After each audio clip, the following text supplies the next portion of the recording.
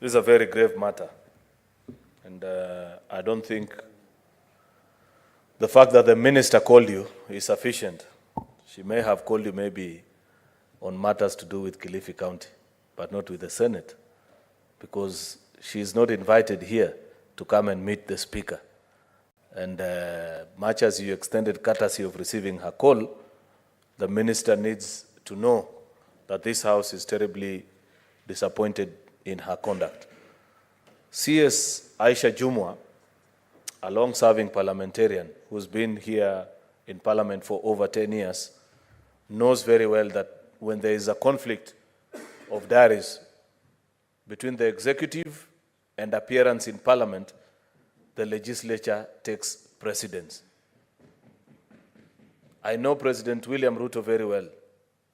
If any minister were to tell him that I cannot make it to your meeting because I am scheduled to appear before Parliament, he can never recall that minister to appear before them, either at cabinet or at an official briefing, at the expense of the representatives of the people. This behavior by CS Aisha Jumwa is something that I find quite astounding, because while ministers and her colleagues have been before this House 3, 4, 5 times, her and the Prime Cabinet Secretary are the two ministers that have never set foot in the Senate.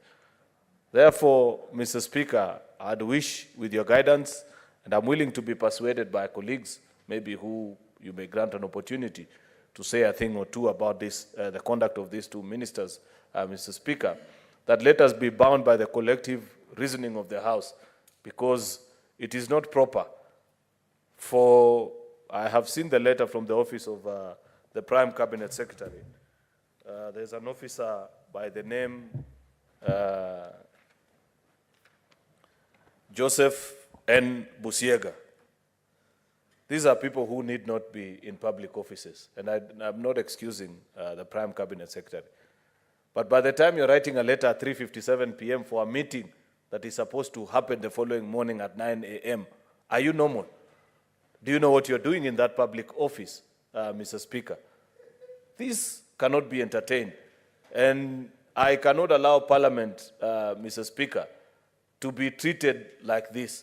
Therefore, we have to register our disappointment with both ministers in the strongest terms possible, including the amendment that we have just done to the Powers and Privilege Act, Mr. Speaker. Unfortunately, the amendment is yet to become official law of the land, because it still has to go through the National Assembly, Mr. Speaker.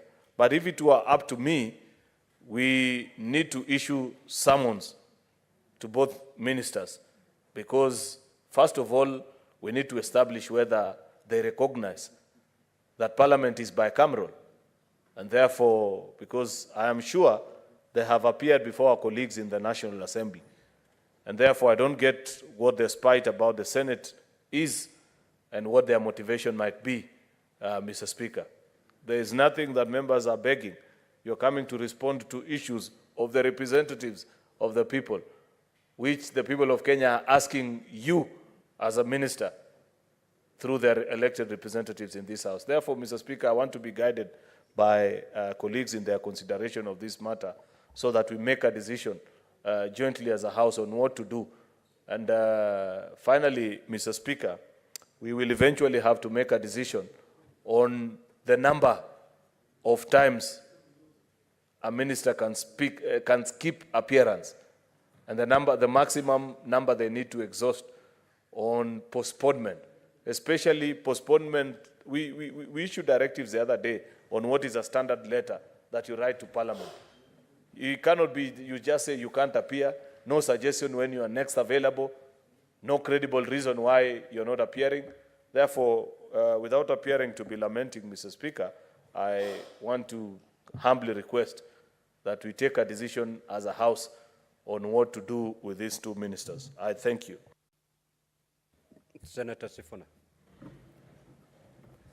Yeah, Mr. Speaker, you caught me just confirming with the law